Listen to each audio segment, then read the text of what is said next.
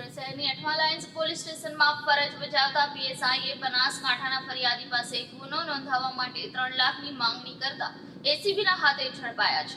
સરકારી કચેરીઓમાં રૂપિયા વગર કામ નહીં થતા હોવાની ઘટના અવારનવાર સાંભળવા મળતી હોય છે અને લાંચ રિશ્વત વિભાગની ચપેટમાં આવી જતા હોય છે।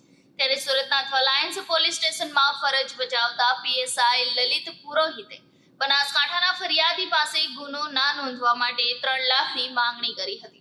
આખરે સમાધાન માટે 1 લાખ રૂપિયા નક્કી કરવામાં આવ્યા હતા। આ અંગે બનાસકાંઠા એસીબી વિભાગમાં ફરિયાદી દ્વારા ફરિયાદ કરવામાં આવી હતી અને સુરત એસીબી દ્વારા પીએસઆઈ પુરોહિતની ધરપકડ કરી વધુ તપાસ શરૂ કરી છે।